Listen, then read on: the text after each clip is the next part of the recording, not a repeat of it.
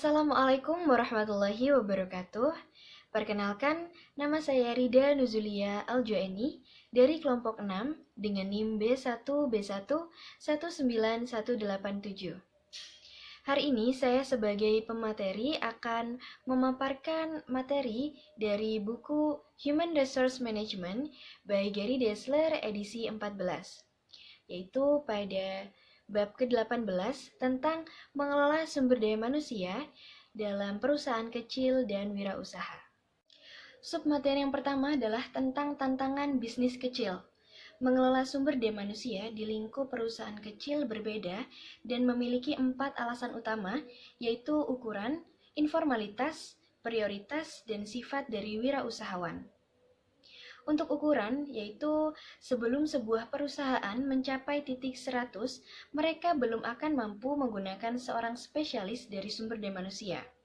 Akan tetapi, bagaimanapun juga, toko retail dengan 5 atau 6 orang harus merekrut, menyeleksi, melatih, dan juga memberikan kompensasi terhadap karyawan. Jadi, pemilik atau asistenlah yang melakukan administrasi dan tugasnya di bidang sumber daya manusia.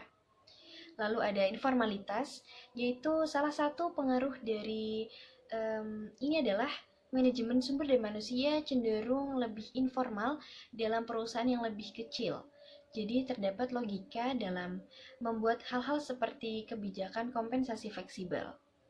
Lalu kebutuhan bisnis kecil untuk beradaptasi dengan cepat acap kali memberikan masalah seperti kenaikan, penilaian, dan libur secara reaktif dan informal dengan horizon waktu yang pendek. Lalu yang ketiga ada prioritas. Sehubungan dengan kurangnya sumber daya dalam hal waktu, uang, tenaga, dan kalian, tipikal hal penting organisasi yang dipikirkan oleh manajer di perusahaan kecil seperti dari usaha kecil, usaha menengah, UMKM berada di tempat lain dalam hal keuangan, produksi, dan pemasaran. Jadi SDM mendapatkan kepentingan yang relatif lebih kecil daripada kepentingan-kepentingan lainnya.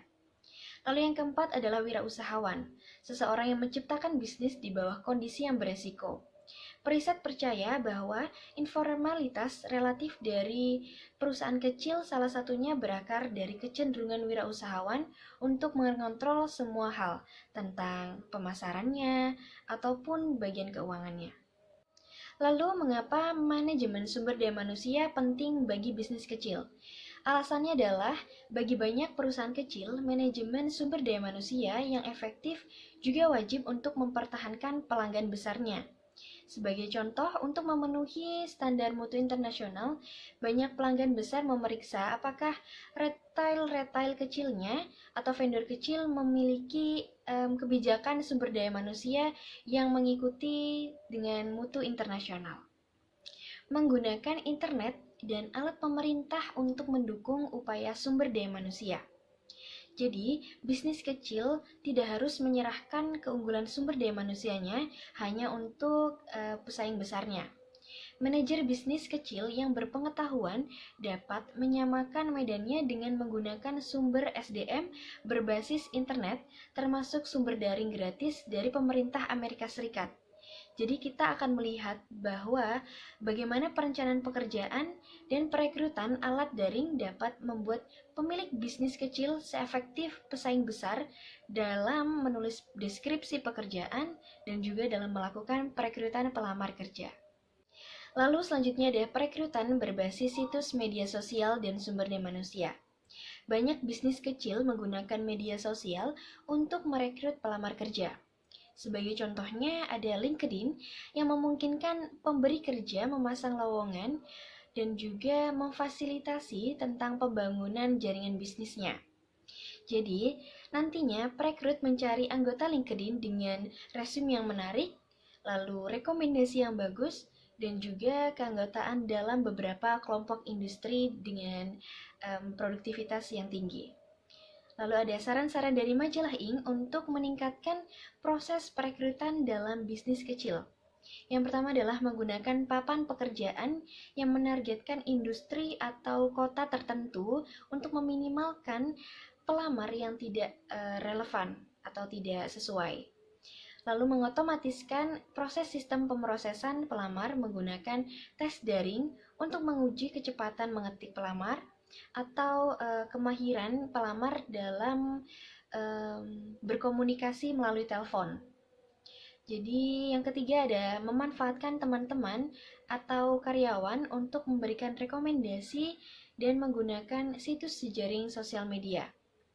Jadi banyak pemberi kerja yang menginformasikan lowongan pekerjaannya melalui jejaring sosial seperti Twitter atau Instagram untuk menggunakan sistem wawancara yang diberikan kepada pemberi kerja dan kandidat dengan melakukan video seperti di Zoom ataupun di Google Meet.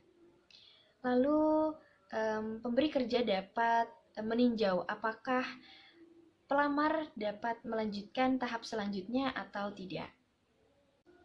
Selanjutnya adalah menggunakan organisasi pemberi kerja profesional.